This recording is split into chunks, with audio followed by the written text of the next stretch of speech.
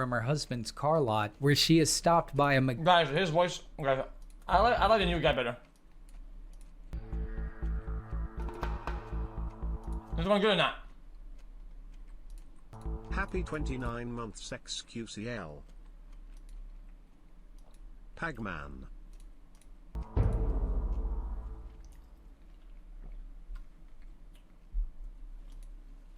Welcome to Audit the Audit, where we sort out the who and what and the right and wrong of police interactions. This episode covers pretextual stops, reasonable suspicion, and canine units, and is brought to us by Real World Police's channel. Be sure to check out the description below and give them the credit that they deserve. On October 3rd, 2018, officers Goodling and Glatthorn of the Orlando Police Department pulled over graphic designer Kareem Spalding while driving in Orlando, Florida for allegedly speeding and changing lanes in an intersection. Mr. Spalding stopped his vehicle, and Officer Goodling approached on the driver's side, while Officer Glatthorn approached on the passenger side. What's up, man? Roll your window up, down. Roll your window down. All the way down. All the way down. Roll all your windows down. Thank you, sir. You got your driver's license, registration, insurance for me? Hey, before you go reaching around, you have any guns in the car? Hey, turn the car off. Turn the car off. Turn the car off. No. Turn the car off. Undo your seatbelt. Why are you reaching around so crazy like that? I asked you to do one thing, you start getting all fidgety, man. Step out of the car for me, bud. Go ahead and step out, bud. Yo, guys, listen, I don't consent to this. Listen, Okay, step out, man. You're not in trouble right now. You're just acting. You're acting all funny. That's all. You're starting to reach for things. You're looking at me. You're nervous. You're starting to roll your window back up when I ask you to roll it down. Oh, y'all got guns and everything. Did you see guns in my hand, sir? Guys, I'm recording. That's fine. We're recording you too. Go ahead and step out, okay? He asked you to step out. You're shaking. Step out. Step out of the car, sir. Step out of the car for me. Step out of the car for me, sir. Step out of the car. Guys, I know this is just, I know this guy knows she's probably gonna say it, but I feel like at this point, I feel like a court would never find that this guy that they had probable cause or something whatever to get him out of the car and detain him like that. Man, y'all can't be Step serious. out of the car Come for on, me. I'm Step trying out to of the car. record this. What is Step wrong out of the with y'all? car. You need to. Yo, all you have to do is follow instructions. You're not in trouble, okay? Just relax. Turn around. Do you have anything on you? Guys, I don't consent. Do you have anything? Stop reaching. Do you have anything on I don't you? consent to searches, man. Okay. What is this? We're just patting you down. You're not in trouble right now, okay? Relax. You're, Y'all can't be serious. Y'all see this? you're acting funny, man. There's no reason for you to act like this. In order to pat them down, they need to have at least a reasonable suspicion, a crime, blah blah blah. You guys know the fucking drill, right? Would you consider unbanning me, dude? Is there anything do. illegal in the It's car, been sir? like 2 Guys, years or I don't consent to STH. search. It is Okay, true. listen. I'm not asking you to search the car right now. I'm asking if there's anything illegal in the vehicle. I don't answer questions. You don't, Where's your license, bud? Listen, you're not in any kind of trouble right now. Not We're trying correct. to find out who you are. This is correct. They didn't have the right to get him out of the car. They had the right to give him any orders at all. They get to conduct a traffic stop, right? Within the fair range or whatever the fuck. There's nothing that they said that they were allowed to make him do. Not in a no traffic stop, unless they had a reasonable suspicion or probable cause. They don't have either, and our court would never find that they could do this ever. You're just You're weird. just shaking. You're acting funny. I want names and badge numbers. It wasn't Okay, acting we're funny. gonna get that for Our you, court bud. would never find We'll it was get acting that funny. Hey, Guys. what's your name? Otherwise, cops will go to any traffic stops and it'll say, he's acting funny, get him out. Acting funny, I get him out. They have a pattern of acting funny. It's not a recourse that they can use all the time if there's not at least something that can say that acting funny. The guy wasn't acting funny. What the fuck are you talking about? Would you like to know why I stopped you so you understand why we're stopping you? Don't you think you should have did that when you... You didn't give me a chance to because you started reaching around. You're making me nervous. I want to make sure that you go home safely and we go home safely. That's the key to this whole thing, okay? Oh, come on now. No, listen. The reason I stopped you is back on John Young in Washington or John Young in Old Winter Garden. You switched lanes in the middle of the intersection. You cannot do that, number one. Number two, my vehicle's properly calibrated. I had you going 51 in a 35-mile-an-hour zone, all right? I don't want to stroke your tickets, bud. I really don't, all right? But if you're going to force me to do it, I have no problem doing it, all right? We're looking for narcotics. We're looking for firearms, all right? I'm not sitting here looking to stroke you for a speeding ticket and the illegal lane change. I'm not looking to do that. You pulled me over because you're looking for narcotics and firearms? No. What? I pulled you over for your 2 traffic infractions, okay? That's it. What's your first name?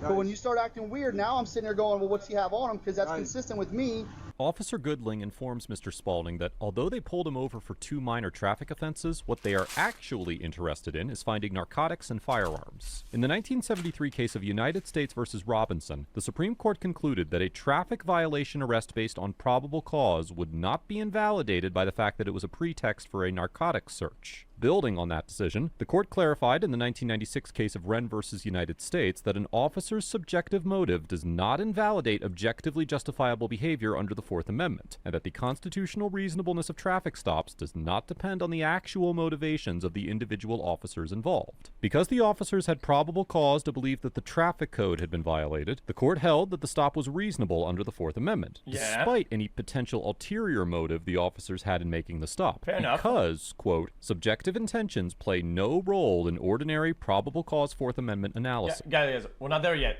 Okay, stop being weird. Okay, this to stop the car.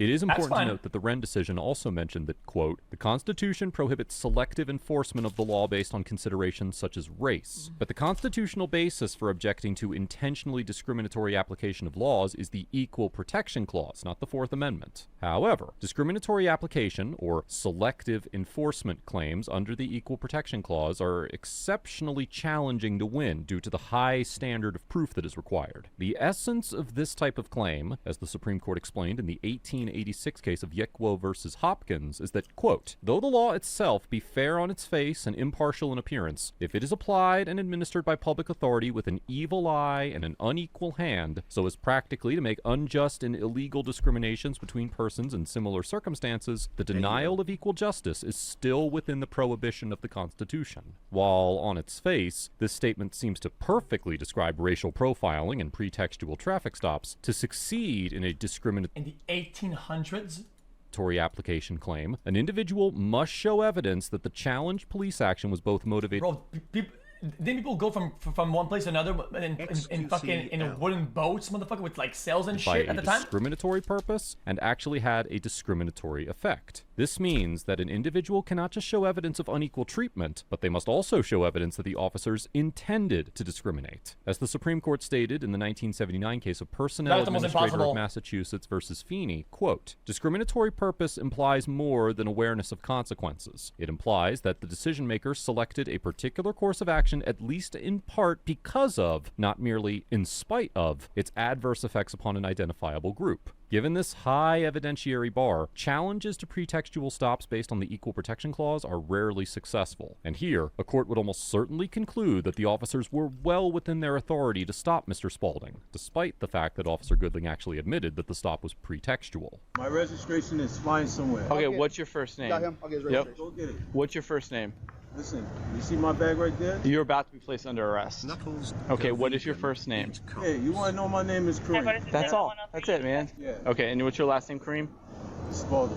Huh? Spalding. Where's your wallet? It's in the car right there in the bag. Are you okay if I grab it real quick? Might as well. I can't. Anyway. Is there there's nothing legal in the car, sir? I can't. I'm not answering. All right. Now you see where that makes us nervous? Because if somebody pulled me over and says, is there anything illegal in the car? I'm going to say no or I'm going to say yes. Okay, you can do this. You could have this behavior from hindsight 100% of the time.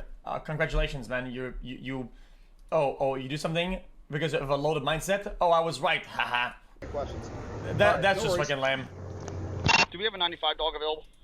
I'm being straight up with you, okay? I'm not gonna sit here and try to pull fast ones on you. I got a canine coming. All right? I got a narcotics canine coming. So if there's anything illegal in the car and you want to be honest about it, we can go be honest about it. If not, it's not a big deal. You don't have to answer the questions. I'm not forcing you to answer the questions. All right? But in the meantime, till he gets here, now I gotta start writing tickets.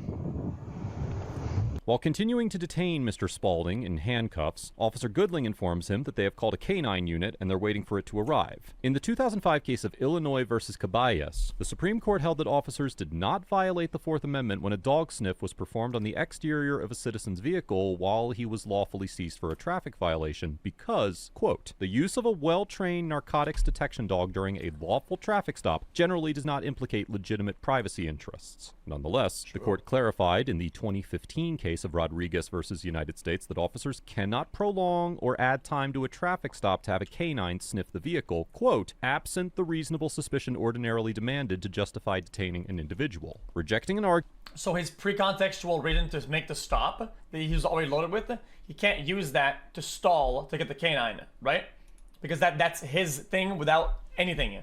It doesn't have any basis. Argument that an officer may, quote, incrementally prolong a stop to conduct a dog sniff so long as the officer is reasonably diligent in pursuing the traffic-related purpose of the stop. The court explained that because a dog sniff is a measure aimed at detecting evidence of ordinary criminal wrongdoing, it is not fairly characterized as part of the officer's traffic mission, and therefore, independent reasonable suspicion was required to extend the stop. When it comes to deciding whether a traffic stop may be extended for a dog sniff, an individual's refusal to answer questions generally cannot be used as the basis for an officer's determination that reasonable suspicion exists. For instance, in the 1979 case of Michigan versus DiFilippo, the Supreme Court concluded that, quote, while a person may be briefly detained against his will on the basis of reasonable suspicion while pertinent questions are directed to him, the person stopped is not obliged to answer. Answers may not be compelled, and refusal to answer furnishes no basis for an arrest.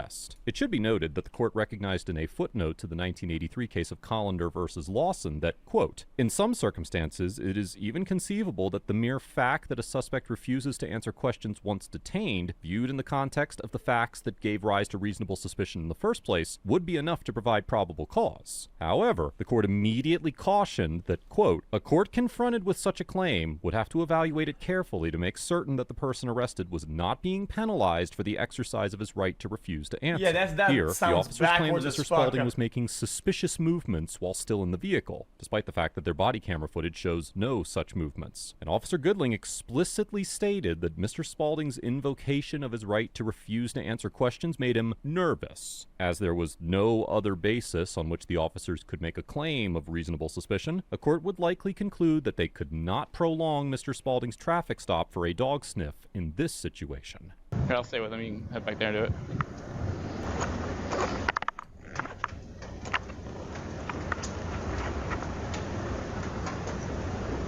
There it is. See ya. All right, buddy, thank you. Kareem, listen. Before I have to go ripping the car apart to find what the dog's sitting on, all right? You want to tell me where it's at? I'll answer your question. Okay. Why would you even ask? At that point, he has probable cause or whatever.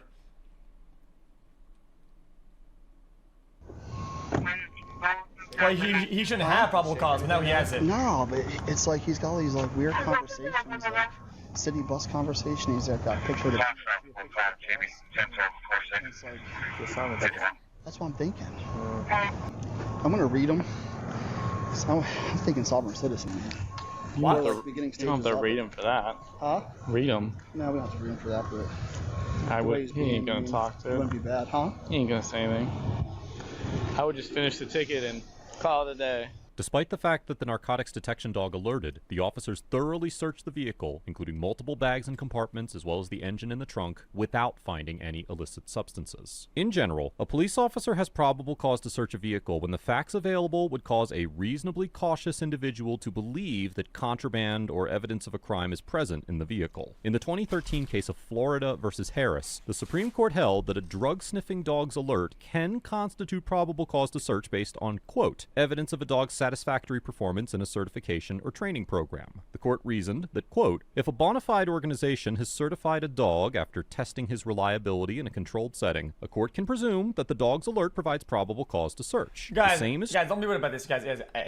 The cops being weird about this, okay? But this seems reasonable, okay? A bona fide, what is bona fide? Does it mean like what does that mean, bona fide? Like third party, good, like reliable outside counsel type shit? What does that mean? Believable, legitimate body. Okay. So basically what they're saying is that after the dog is trained, they get analyzed by another party.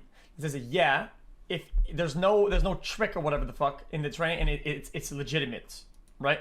It's true, even in the absence good of formal faith. certification, if the dog has recently and successfully completed a training program that evaluated his proficiency in locating drugs. The court also stated that a criminal defendant must be provided with the opportunity to challenge the dog's reliability by contesting the adequacy of a certification or training program, offering evidence of the dog or handler's history in the field, or that the circumstances surrounding the particular alert rendered it untrustworthy, such as if the officer cued the dog or if the team was working under unfamiliar conditions. Ultimately, the Harris court determined that, quote, the question, similar to every inquiry into probable cause, is whether all the facts surrounding a dog's alert, viewed through the lens of common sense, would make a reasonably prudent person think that a search would reveal contraband or evidence of a crime. A sniff is up to snuff when it meets that test. In reaching this conclusion, the court expressly discounted the importance of a dog's field performance and instead recognized controlled testing environments as offering a better measure of a dog's reliability. While a 2014 study of Polish police dogs found that in 1,219 experimental searching tests conducted in controlled testing environments, 87.7% of indications were correct and 5.3% were false, the accuracy rate drastically fell when searching outside and inside cars, dropping to 63.5% and 57.9% respectively. False positives can also be intentionally caused by the dog's handler. For instance, the handler might cue the dog to alert, or the dog may falsely alert out of a desire to please its handler, or receive the positive reinforcement it has come to associate with alerting. And so it is certainly... Chat, even after a third party has examined the dog, couldn't the police have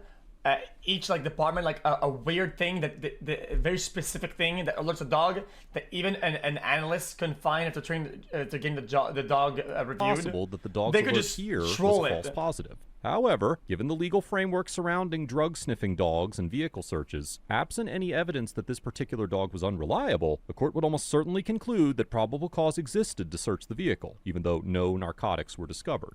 Which one are you writing it for? The lane change. Okay. Well, like I said, if you were to pursue, basically what this means is that they didn't have the reasonable suspicion or whatever the fuck to make the dog come through or whatever. So even if they had probable cause for all this, the whole thing is a mistake because the initial point is a mistake. Right? Okay. Since the route you're being fucked, issued a uniform traffic the rest citation. doesn't matter anymore. The officers issued Mr. Spaulding a ticket for changing lanes in the intersection, as well as a warning for speeding, and allowed him to leave. Mr. Spaulding ultimately pled no contest to the traffic offense and paid a $197 fine. Overall, officers Goodling and Glathorn get an F for conducting a pretextual stop of Mr. Spaulding's vehicle, blatantly lying about Mr. Spaulding's behavior in order to fabricate suspicion, and extending the traffic stop to bring in a narcotics detection dog without reasonable suspicion to do so. From the moment Officer Goodling approached the vehicle, he repeatedly made statements about Mr. Spaulding's allegedly suspicious behavior, when all he did was reach for a piece of paper when asked for his license and registration, and start to roll up his window before rolling it down when Officer Goodling told him to roll his window up-down. Once Mr. Spaulding was removed from his vehicle. I feel like you misunderstand what I'm saying.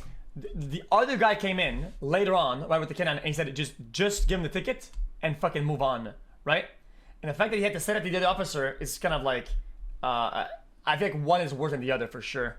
Vehicle, the officers extended the traffic stop to call a canine unit based on his suspicious behavior and the fact that he invoked his right to refuse to answer their questions. It also seems that in order to justify waiting for the canine unit, the officers decided to write Mr. Spaulding a ticket so that the canine unit would arrive before they completed the traffic-related purpose of the stop. It is clear that these officers had a basic understanding of the constitutional law surrounding traffic stops, but instead of following it, they manipulated it to violate Mr. Spaulding's rights. This sort of behavior is not only an appalling abuse of power, but it also serves to further alienate police officers from the communities they are meant to serve and whose rights they are meant to protect. That being said, the blame cannot be solely placed on these officers, as the current legal framework surrounding traffic stops allows for and often legitimizes conduct such as this. As long as an officer's subjective intentions cannot be considered when determining if an individual's rights were violated, encounters like this one will continue to occur. As for Mr. Spaulding, I cannot rightly assign a grade to someone who is simply a victim of a pretextual stop by officers looking for any reason to search his vehicle. Mr. Spaulding attempted to comply with the officer's orders, communicated that he did not consent to searches, and repeatedly invoked his right to remain silent. But taking these steps could not protect him from the officer's clear and openly stated agenda of searching for firearms and narcotics. It is obvious from his demeanor that this interaction was deeply distressing to Mr. Spaulding, and I have no doubt that it has forever forever tainted his view of police officers. Let us know if there is an interaction or legal topic you would like us to discuss in the comments below. Thank you for watching, and don't forget to check out my second channel for even more police interaction content.